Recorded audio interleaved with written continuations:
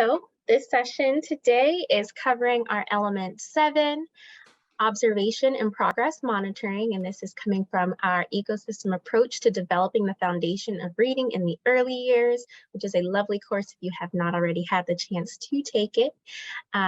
So we'll be getting into content from that particular element and its connected course.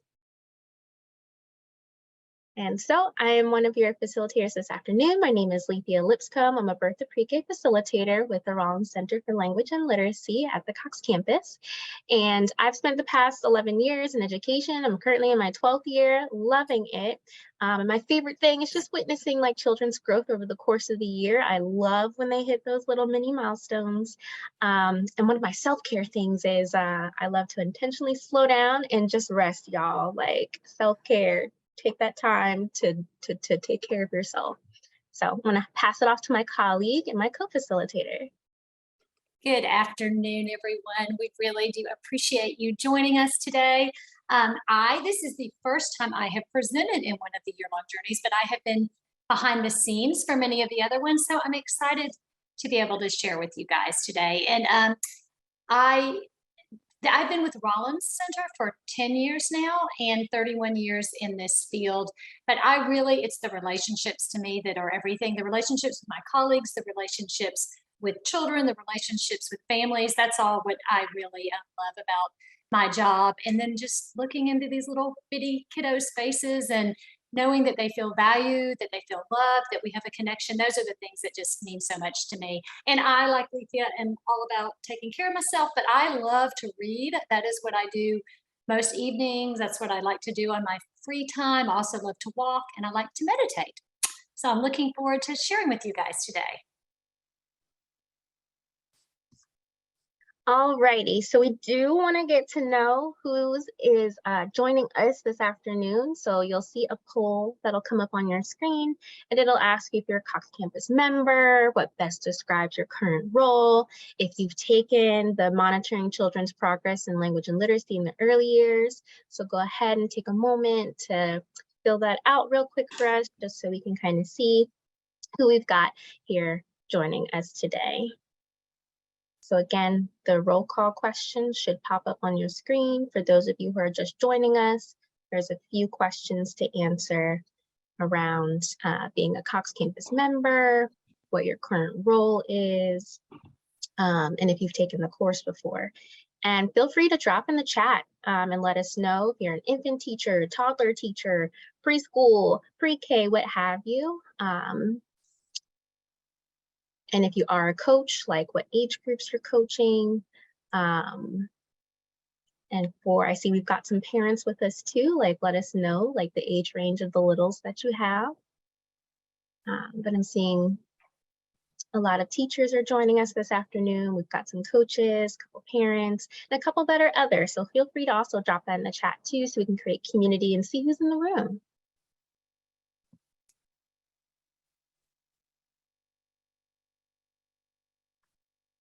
Very excited to see that most of you are Cox Campus members. So if you haven't had a chance, like go ahead, create that account, coxcampus.org. Everything is free. We'll have lots of things that we're highlighting from Cox Campus today, so be sure to make that account. And if you're already a member, if you would like, go ahead and log in. It'll make it a bit easier to access some of those links along the way, but no worries, we'll also share those links out later. All righty. Okay, so the Cox Campus way. So in particular, our core values are rewarding, empowering, connecting, safe, and essential. And in particular for today, we would really love to uplift a piece around connecting and empowering. So just with the wealth of resources that we're here to share, but also the community that we're creating here, and being able to connect with one another. So sharing our experiences with children and progress monitoring and observation. So we definitely want to be learning from one another this afternoon. And with that, on our agenda for today's, we'll get into a quick icebreaker, and then we'll do an introduction to the ecosystem element number 7, the progress monitoring. Then we'll take a closer look at it using one of our documents to help kind of guide that process. And then we'll dig into the cycle of assessment with some videos and some tools and resources. And then we'll close out together with some reflection and what's coming up next. So with that, I'll pass it off to Diane. Okay, guys, we have a little icebreaker here. So on the left side of your of the slide on the blue, there's a question for you, and the question is, have you ever become lost or turned around on a trip? So I want you to drop into the chat what number corresponds with your answer. So 1 is you've never been lost, 2 is once or twice, 3 is a few times, 4 is often, and 5 is I need to hire a driver. So let us know what your answer is. Okay, let's see here. Okay, got several of you a few times. Okay, I've got some of you are pretty good with directions here. Once or twice, a few, a lot of 2s and 3s here. Okay, I see someone who needs a driver. I'm with you. See a couple of you. I've got some 2s. So I don't have anyone that I see who's never been lost, who's never gotten off track.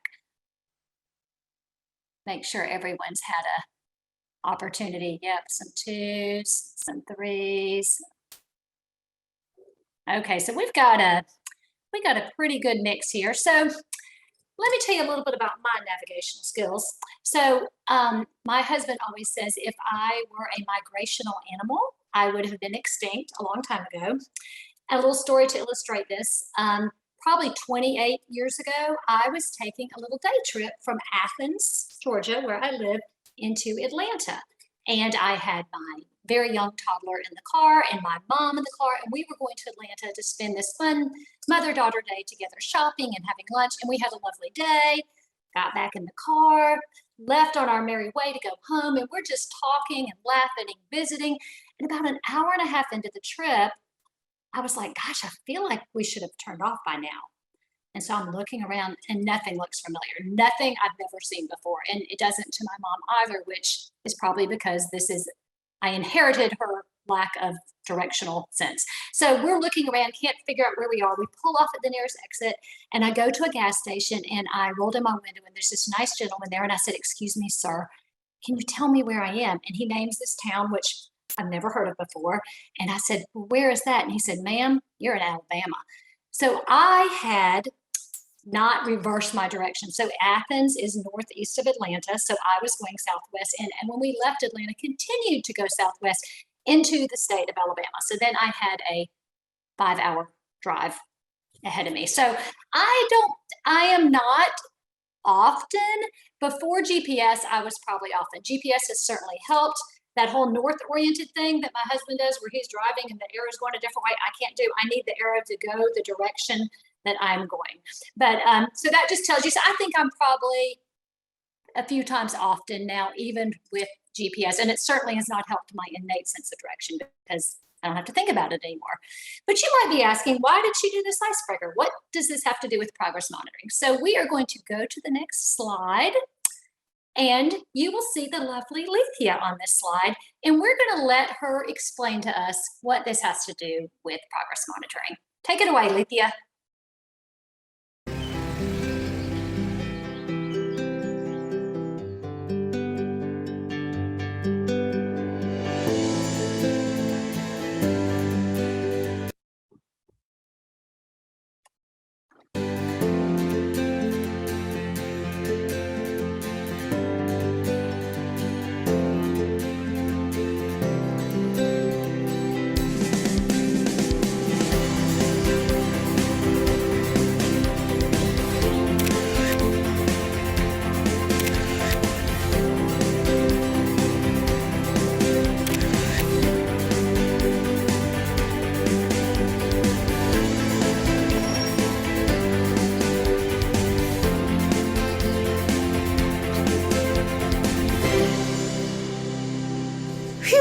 I made it just in time.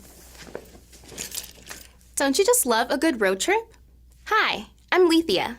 Welcome to Monitoring Children's Progress in Language and Literacy in the Early Years. I will be your navigational guide throughout this course. A child's developmental journey is very much like a road trip. There are many mile markers, stops, and sometimes even detours along the way. Just like we use a map or GPS to know where we are on the road and to find our way to our destination, Progress monitoring allows us to discover where each child is on their developmental journey, so we can support each one to reach their destination. The developmental outcomes we expect for any child at any given age. Think of progress monitoring as the map or GPS that guides your teaching and ensures that everything you do in the classroom has the highest impact on children's learning. Some of you may have been putting off taking this course because the topic brings up feelings of anxiety. Rest assured, by the end of this course, you will understand why progress monitoring is an integral part of teaching and caring for young children of any age, and why it is essential in advancing their learning and development.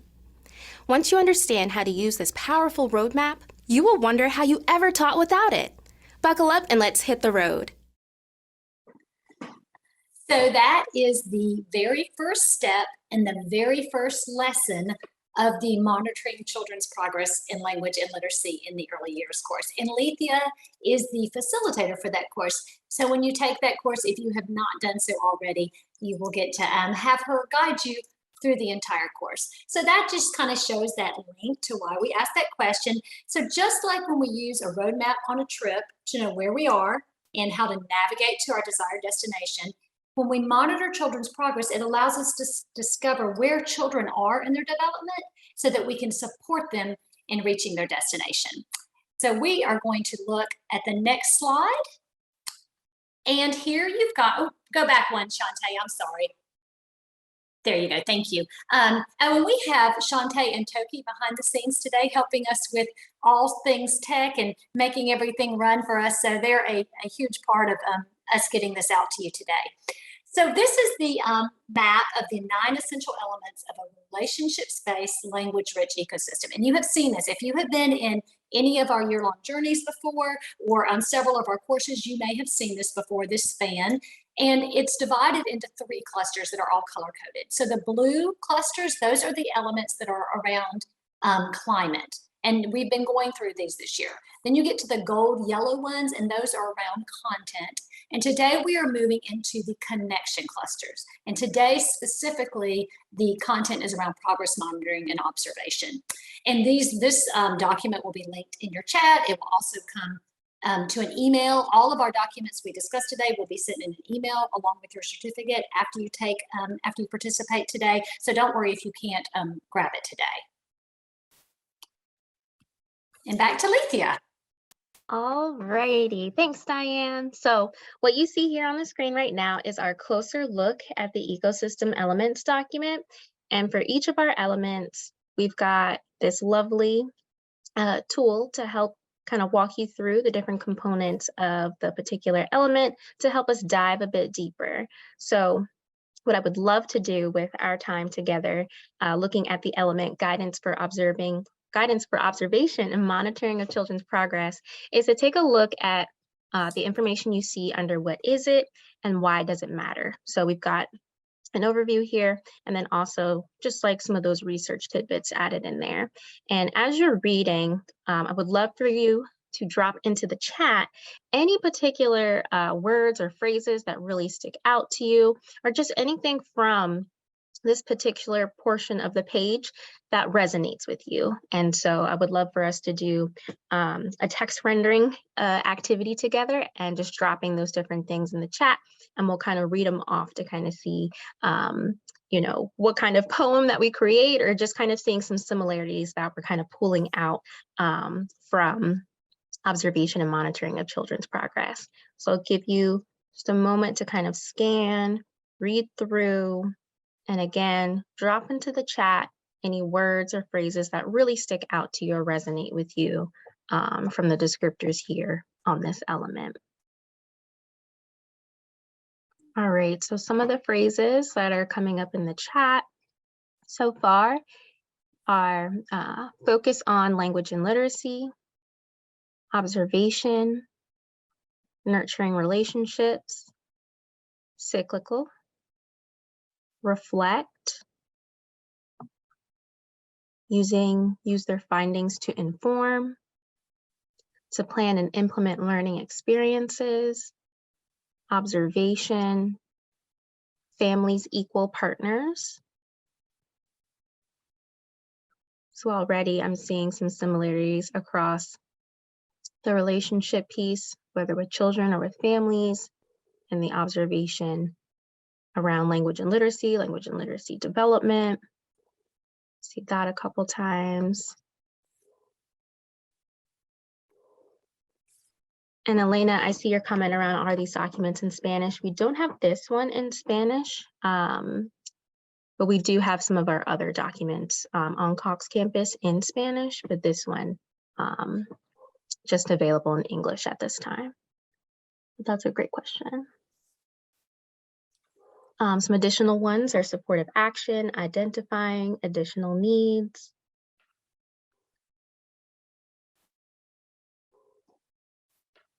So it's great to see some of those things that really stand out to us in this particular section of this document. And we also have identify. And so a number of these terms we'll be using a lot throughout the course of our time together. So thank you for taking that pause to kind of look over the what is it, why does it matter around progress monitoring. And so I'd love to show you some of the other pages also in this document. So we can go to the next slide. And so following that section in the document, you'll also get to see what does it look like. And for our different sections in the document, it'll give, like what it could look like in the classroom, what it looks like, with teacher action or child actions. And so for the progress monitoring piece, center-wide, what does progress monitoring look like? For planning and teaching, teachers, what are some different indicators of what this can look like on the teacher end of things. And in particular, that'll be found on page 21 of this document. And so Shantae has dropped the link into the chat if you want to grab that and pull that document up. But again, page 21, they'll get into what does that look like for those different pieces. So using results of observation to adjust your teaching, recording observations that are objective. So a lot of these pieces we'll dig into a little bit more and also have some time to practice. Let's take a look at another page of the resource. It'll also have practice and action, so some sample examples of what that could look like, from anecdotal notes to some of the tools that we have on Cox Campus, some of our checklists, and then also just related content that we have on Cox. And so for those of you who are members, which I believe the majority of you are, but we did have some folks who joined us a little later. So coxcampus.org will have all these resources and more. So you'll see connected courses for infant and toddler groups, preschool pre-K groups, and then some additional resources in our resource library, which we now have a real cool search bar in the upper right-hand corner that you can use to find most of what you need by using some key terms. And then the document wraps up with some reflection questions. So to kind of think a bit more deeply about your practices in this area. So we can move to the next. And so what I would like for us to do is kind of take a pause here and get reacquainted with our annotation tools. If you're on a device that allows you to use the annotation tool, you'll notice in the screen grabs here, you may see like a little pencil symbol and it says annotate underneath. If you kind of toggle your cursor on your screen and selecting the annotate and looking for the stamp tool. And so what we're going to do for this next activity is we're just going to stamp out onto the rubric. And so we can go to the next slide where we'll be using our annotation. This is our rating scale for observation and intentional monitoring of children's progress. So we want to take some time to read over the different ratings. So we have a 1, emerging, minimal evidence of monitoring of children's progress. We have 2, developing. There's some evidence across classrooms. Then we've got that 1.5, that between point. Got what's going on in emerging, but got some indicators of developing, but not quite fully developing. So that 1.5. Then we got 3, established, strong evidence across the classrooms with monitoring children's progress. So we're just gonna like go through the lens of thinking about your own classroom, read over these indicators and think about what are some things I'm already doing? What do I wanna do more of? And you can annotate either where you are currently. Maybe you feel like you're at a 3 or you're at a 2.5, or maybe you're still developing, like this is a bit new. Or you can annotate where you would love to be, like where you'd like to be, like, hey, I'm moving towards this, like this is my goal. And if there's a particular indicator that you're like, yeah, like I'm a rock star at this, or like, hey, I want to learn more about this piece. So we're going to do a 2-minute timer to get into that piece, and then we're going to move on because I'm checking the time, and I know we've got lots to share, so I want to make sure we get to the good stuff too. So let's take 2 minutes to reflect and annotate. And if you can't annotate, please drop your thoughts into the chat.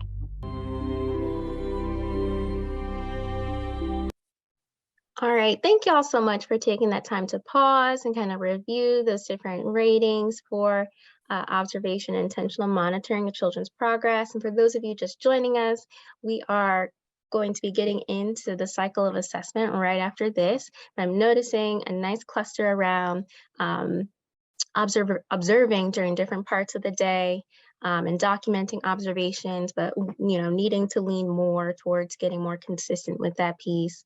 Then I'm seeing also concentrations around that there's some sort of comprehensive system in place at your center and your classroom for progress monitoring. And then I'm seeing some activity around just that intentional observation and having that be systematic and consistent, and using those results to determine next steps with children. So again, thank you for taking that time to pause. And with that, let's get into the cycle of assessment.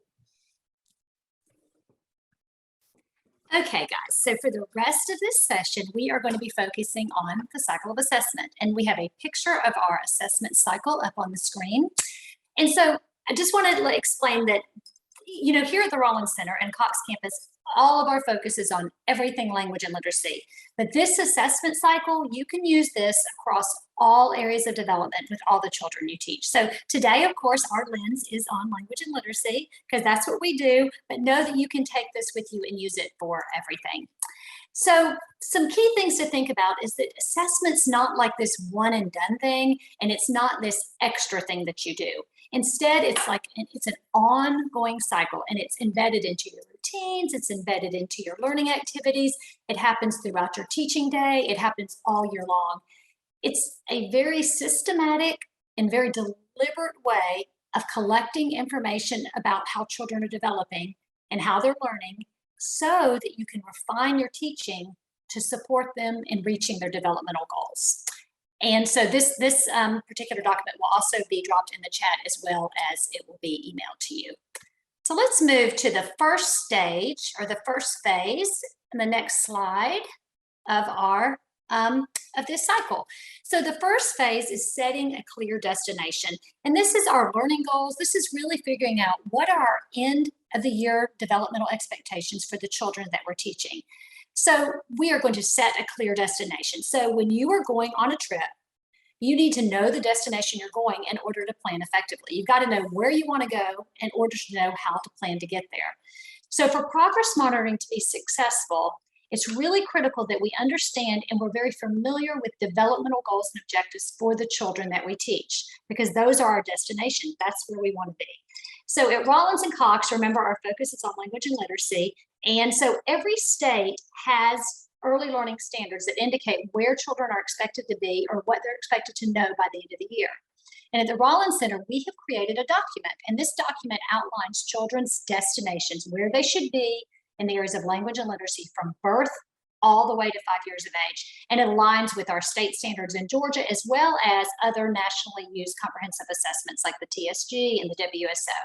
So yes, thank you. We are going to look at this document now on the screen. So this document is called, and you've probably seen this if you've been at other year-long journeys, but it's called the Rollins Expected Child Outcomes in Language and Literacy. And so this right here is just a snapshot. It's the front page of the document. It is a very large document because it's very detailed. It looks at all the areas of language and literacy from infancy through young toddlerhood, older toddler, preschool,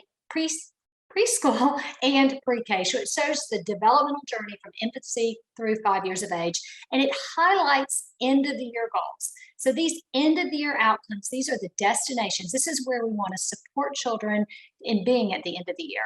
And so this document as well will be linked and sent after the session. So on the next slide, what we've done is we've pulled out on that top row that you were just looking at under communicating with others on the left-hand side, it shows from infancy, young toddler, older toddler, preschool, and pre-K. But we just pulled 2 of these boxes out just to kind of look at it a little closer so you can understand how you can use this. So under young toddlers, just in the area of communicating with others, the expectation, the end of the year goal, the destination is that they will use verbal expressions, gestures, and a few words to communicate needs, opinions, ideas, and preferences with familiar adults in English or in the home language. It also gives an example, something that you could expect, an example of what this might look like. It might look like a child pointing to a cup and saying more juice. It might also look like a child nodding and saying no like doggy. So then if you look at our preschool example, and of course we don't have the older toddlers, so they're in between there, but we're just trying to show you, because you guys represent a large range of ages, we've got infant teachers all the way through pre-K teachers, we didn't want to focus on one area, so we're just trying to show multiple ages as we go through this cycle. But for preschool, it shows that these children this age in communicating with others would use a combination of words, phrases, or actions, would use longer sentences to communicate their needs, ideas, opinions, preferences with prompting or with guidance. And the example here was that it could look like, I want to go inside and get some water to drink. If you notice under both of these, it shows the standards that are aligned with those particular end of the year goals.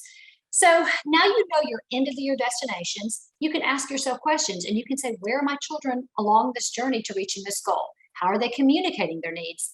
And let's go back to Lethea and see what the next phase of the assessment cycle is.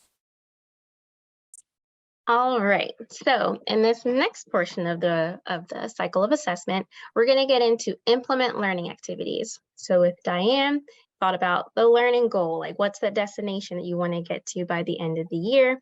And now we're getting into, all right, we've got to plan and implement these activities. So again, it's all about that intentional alignment and planning that learning activity that aligns with that goal.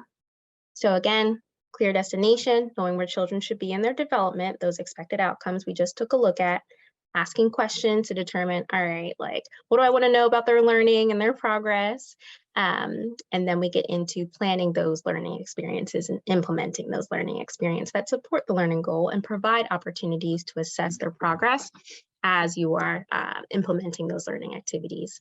So you can see what the kiddos can do and then be able to continue to make those adjustments. So we're going to take a look at this in action. And so we're going to watch Carenza as she implements an intentionally planned learning activity. Story. So I'm wondering, in the beginning, can you tell me what happened in the beginning of the story? He started as a tadpole. He started off as a tadpole. Can you get your tadpole and maybe put your tadpole in the habitat? Can you find your tadpole? I found mine. You found your tadpole? I see. I have a tadpole also. So you have absolutely. Then what happened in the story? There was the tadpole and something called a minnow. Minnow. Yes, the baby fish. And in the beginning, I think I remember seeing that they were having a lot of fun together. Were they having fun together? Let's look in the book again. I remember in here, it looks like they were smiling and enjoying each other's company. They were inseparable. They wanted to be together all the time. Can you show me that on your habitat? The minnow and the tadpole. Is this the minnow? Yes, this is the minnow. And this The little baby fish, remember? That looks like, does this one look like a baby fish or does that one look like a baby fish? I found one. I found a minnow. That's a big one. That's the big fish. Here's the minnow, the little fish. The big And they are together. And then what happened after they swam together for a while? Something was happening. separated. They were separated. What happened after the fish jumped out of the water? Can you tell me? Separated. They were separated. And he could not be. He couldn't breathe. Can you tell me what happened? After After he couldn't breathe, what happened when he couldn't breathe? Was he gasping? Help. Can you show me how he was gasping for air? And the frog helped the fish. Yeah, I see. He couldn't breathe. And I wonder what happened next. Do you remember what happened next? And What then happened, the Aaron? frog fish got separated. The frog pushed. The fish out of water. Can you show me your story also? Can you tell me what happened? You must separate it. They were separated. And then they did they come back together? Did they end up seeing each other again? Yes. Yeah, they did. And they enjoyed it. And I remember something at the end. And put him in water. He did. He pushed him back in the water. And I think he felt a lot better. He was relieved. He felt a lot better because he was now in the water and he could breathe again. Okay. Yeah. Help. Help. All right, so we saw Carenza engaging in that activity around implementing those learning activities that's aligned to that clear destination, that overall goal. And then that brings us to phase 3 of the cycle of assessment, where we observe, record, and assess what you see.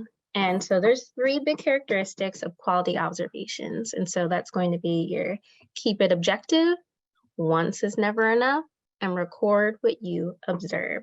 So first things first, we're keeping it objective. We want to observe without any preconceptions or like value judgments, and just focus on the facts rather than our interpretation of like what we see. We really want to make sure that we're enhancing the accuracy and validity of our observations, and avoid those extremes. Like we don't want to use words like never, always, or they kind of sound value or judgment, or saying good, bad, difficult. The child is incapable of X, Y, and Z. Words that, or using words that make assumptions about how the children feels, like, oh, they love doing X, or they enjoy doing da da da. So and so dislikes, insert whatever item there. And so those words are more subjective. So we want to stay more objective, more factual, just based off of what is actually occurring.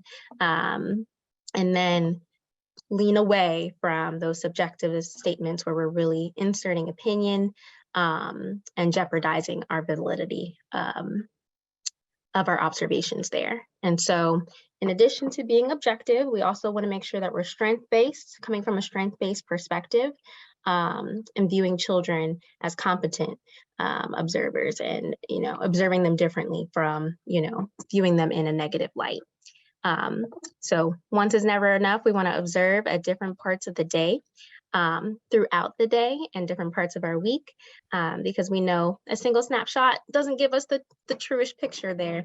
They could be having a bad morning, and so that might not have been the best time to observe. And also context matters. Maybe one child is more withdrawn with a big group, but like one-on-one, they are just talking your ear off. So we definitely want to make sure we're doing it multiple parts of the day, and then recording what we observe and coming up with a plan to do so that we make sure that this is happening on a regular basis, and not kind of like, last minute, I need some documentation, and scrambling to get something. So let's move on to the next piece here and explore one of our resources to kind of help support with that documentation piece, and so the observing piece. So these are different types of documentation that can be utilized to help observe and support children through their learning. So we have a document, I think we dropped in the chat. And so these are the different phases of documentation. And so this list is not exhaustive, but some examples include like the brief notes, anecdotal notes, checklists, recordings, rating scales, and different things of that nature. And so this packet will have some great examples in there of different ways that you can observe in different formats. Again, collecting multiple data sets over time. And so we'll explore a few together. So let's hop into the next slide. And so a quick one that we can practice, because I'm also eyeing the time to make sure we keep on moving, is some anecdotal notes. And so feel free to drop into the chat whether you think the note is objective or subjective. The first one is kind of an example just to have us notice the difference between a statement that is more strength-based versus like focusing on the negative. So just kind of notice the difference in Devin wasn't able to identify 14 letters in the alphabet versus the strength-based example where it says Devin identified 12 letters in the alphabet. So it's, factual, but it's also strength-based and framed in a positive manner. So we definitely want to make sure that we're noticing those differences there with the strength-based piece. And so number 2, looking at number 2, what are your thoughts around that one? When asked what happened next in the story, Nia explained that the bear wanted to go find his button. Would that be an objective or subjective anecdotal note? I'm sorry, I'm having some camera issues, so I'm having to toggle back and forth as I kind of freeze. But again, for number 2, what is your guess there? Would that be objective or subjective? When asked what happened next in the story, Nia explained that the bear wanted to go find his button.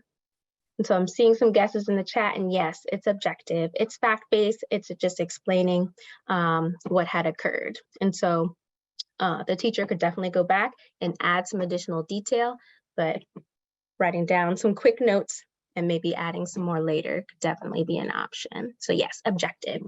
What are our thoughts on number 3? We've got Angel grabs a block and puts it on top of another one. It falls off. Angel grabs the block again and slowly puts it on top of the other block. Angel loves to play with the blocks. And so I'm seeing some folks dropping into the chat subjective.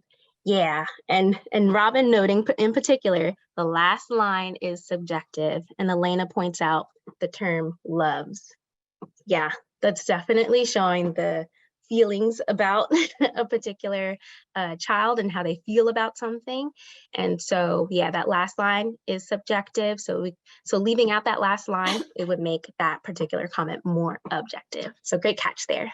And this last one, number 4, Jennifer was asked what center she would like to go to.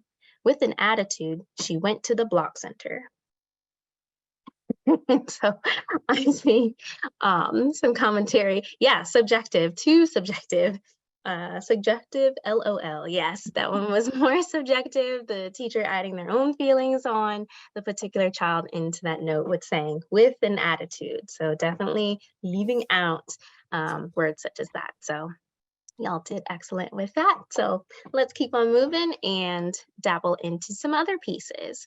So we've got a ton of resources on Cox Campus, and among them, we have some great checklists to help with the data collection that you're doing on children, again, all based around language and literacy. And so I've got like a 1-minute little snapshot of a small group writing experience where the children are working on expressing their opinions or preference around a story.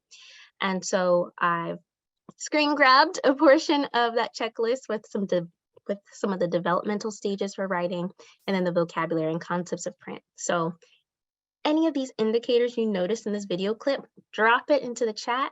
And so let's go ahead and take a look. Look. Okay, now can you read your words?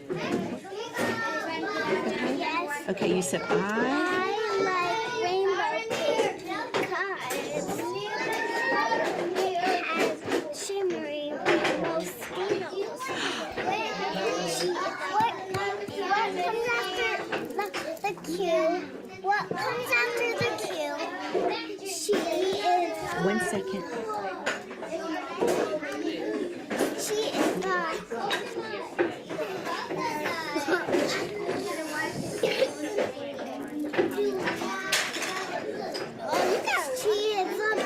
She is the best. Look at all the words you wrote, and you did it all by yourself. I showed you how to use those lines, and I don't really want this picture. I want a different. well, you can start again, and I bet you can do it all by yourself this time because you know how to write your sentences.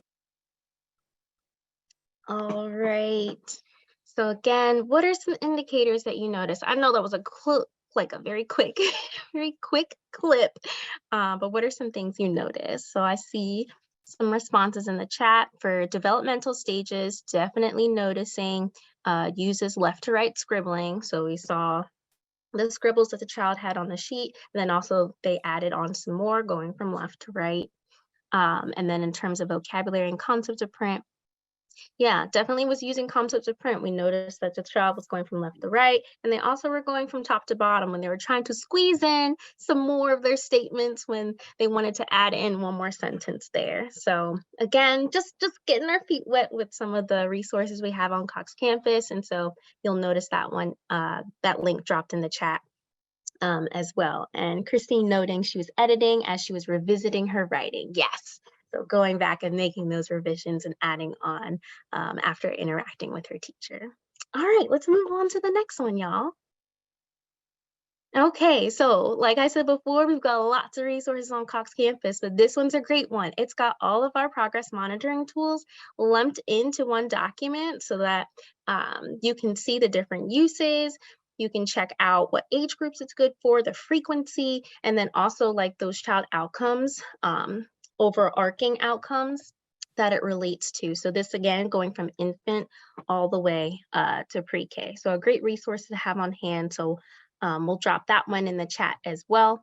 And this will help support those different observations that you do in language and literacy throughout the course of the year. And let's move into one more tool to explore together. And this one is new. This one's newer, y'all. This is our infant and toddler language and literacy observation tool. And so these can be used to support classroom observations of infants and toddlers in the areas of receptive and expressive language, early reading related behaviors, and early rhythm and rhyme behaviors as well. So we're gonna look at another video and just look at a snapshot of this particular tool. But again, this is another great one to utilize. Sorry about my camera, it is freezing again, but all right, so we've got a video clip here, and I want you to think about the indicators that are shown on the right-hand side, and what are some of the items that you notice. And again, as you're watching, just feel free to drop those into the chat, and then we'll wrap up from there. I see you clapping your hands. Look, the baby is clapping her hands. She's hiding away. Look, it says hide away. Are you hiding? Say peekaboo. I see you. Yes, peekaboo. Yeah. I see you. Good job, Kai. She's hiding away. If you're happy and you know it, kick your legs. Let's kick our legs. You're kicking. Good job, Kai. I notice you're kicking your legs. Let's kick our legs. Are you kicking? Let's see. No, you don't want to kick your legs anymore? Okay, what you want to do? What's wrong, Kai? What happened? You don't want to kick anymore? No? If you're happy and you know it, stomp your feet. Are you going to stomp your feet? Stomp your feet. Good. Oh, you don't want to read the story. You just want to act out the actions. If you're happy and you know it, shout hooray.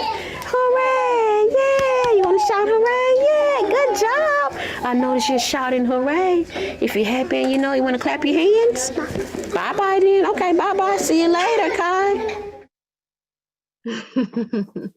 All right, so what are some indicators you notice from, again, just a snapshot from this video example? And so I'm seeing in the chat, we've got copies, sounds, and gestures, using simple gestures to communicate, uses body movement or actions to communicate, copy sounds and gestures of others, mimics. Yes, and so we can go to the next slide just to kind of capture some of these. So definitely we saw the waving the hands, we saw the stomping of the feet. So definitely using those gestures to communicate, combining pointing and making sounds. Like she definitely had those attempts to communicate. And that way she was using her body a ton to help communicate her feelings, and then even walking away at the end when she was done with the story and interaction, and using those utterances as well. Yes, those body movements and gestures communication by gestures. Yes, yes, yes. So this particular document has some columns that are blank so that over the course of time, you can go in, check off what you notice, and also be able to kind of see a progression over time. Like, all right, like, you know, maybe at this point we weren't quite, you know, using these different attempts to communicate, but now we're at this point and I'm seeing lots more of these indicators checked off, and then thinking about, okay, how can I continue to support their language development? So another cool tool and resource that y'all can definitely feel free to use. So let's move on from there. Pass it back off to Diane. Awesome, thank you. And one thing I love so much about that video is I love how it shows that progress monitoring happens built into what we're doing. So during regular routines, during activities, she was reading this book to this child or singing with this child, but she was gathering so much great information. So I think that video just really captures how it's not this separated thing. It happens within our teaching cycle. Okay, so now on to this slide. So it's time for some R&R, and in about 10 minutes, it will be time for some R&R. But R&R in this case means reflect on results and respond by making a plan. So we've determined where our destination is. Phase 1, we know where we want to be at the end of the year in this particular area of development. In our case, language and literacy. We've planned for in phase 2, and we've implemented a learning activity. So we saw that earlier when Letha was talking about it. And we have observed, we've made observation notes, we've got that. So now it's time for the last 2 phases. And these are the 2 R's. It's reflecting on results and responding by making a plan or adjusting your teaching. So these phases are all about answering the questions, what does my observation data mean? And what do I do with the information I've gathered? If we observe, we can observe all we want, we can enter data into programs, but if we don't do anything with it, it doesn't matter. So we have to have a plan to reflect and interpret evidence and figure out how to respond. So let's move on to the next slide. And in the course, we call it being a developmental detective. That's what we say in the course. Okay, so here we're going to take a look in a moment at this phase, phase 4 together, and we're going to see what we see in this video. As you spend time reflecting and analyzing your data, ask yourself these questions. What story does the data tell you about children's skills, challenges, and interests? How does this data compare with your overall experiences with the child? How are children doing in relation to the developmental goal? How can you use this information to stretch children's skills, thinking, or understanding? What additional support or assistance may be needed? These questions will help you to interpret and make sense of what you have found so you can determine your next steps. Let's check back in with Carenza as she reflects on the data she collected from her small group learning activity. After completing the small group learning activity, I spent some time really reflecting on the data I had collected. As I did this, I kept in mind the end of the year expectation that children will use Tier 2 words and complex sentences when discussing a story, as well as the related questions. What do children understand and comprehend about the stories we read? And what language do they use when talking about what happened in the book? All the children showed some comprehension of the story in the way they interacted with the materials and when talking about the book, although the language they used and the complexity of their sentences varied. As far as Tier 2 words go, Issa used the word minnow with prompting. She also used the word separated independently and in conversation when talking about the story. She clearly understood its meaning as she demonstrated moving her hands apart when she said the word. The other children didn't use any of the focus words that had been introduced in the read. Being early in the school year, these findings really didn't surprise me. Riley showed the least engagement in the conversation, consistent with what I've observed so far this year. As I reflected on this, I realized I would need to adjust my support for her going forward to ensure she's on the path to reaching this developmental goal. So this phase 4, it's really about reflecting, it's about analyzing, it's about interpreting all the information that we collected in phase 3 during that observation phase, and it's about making sense out of what we observe. So then we move to the next slide. So let's just do a recap. We started at phase 1. We selected a clear destination. We moved to phase 2, where we planned for and implemented a learning activity. We moved to phase 3. We observed and recorded. Phase 4, we spent time reflecting on our data. And now we move into the 5th and the last phase of the assessment cycle, which is respond and take action. So In this phase, you've used all this data that you've collected and that you've analyzed to make adjustments to your teaching and your caregiving. So responding and taking action is really what you do next based on what the information that you gathered. And there are multiple ways. We could never count all the different ways we could do. It depends on the child, it depends on the activity, it depends on the skill. There's so many things that come into play for what that plan might be, but there are some high level things that you will be doing across the board. So let's just kind of look at these ways that we might refine our teaching and support children. So the first one is extend learning time. So we know, like adults, like all of us, children process information differently. Some require more time to learn different skills and different developmental areas. Some kids will learn some skills in one area really quickly, but then in another area they may need more support. So we really want to, that's one thing we can do, is extend the learning time. So the next one is provide more and varied learning opportunities. So this is creating additional opportunities that children have more practice throughout the day. This is using our centers, using our small groups, using transitions to give them more opportunity to practice. And I might also need to really think about the type of activity I'm doing and provide a different one to support different ways of learning. Maybe I was doing an activity segmenting words in a sentence and I was using blocks.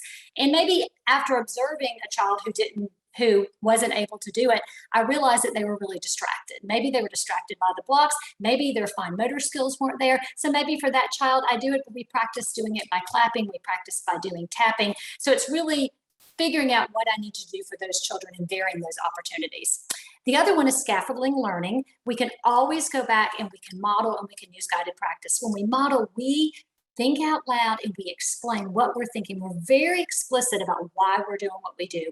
Going back and modeling, having lots and lots and lots of practice with guided practice really supports children and allows them to gain those skills.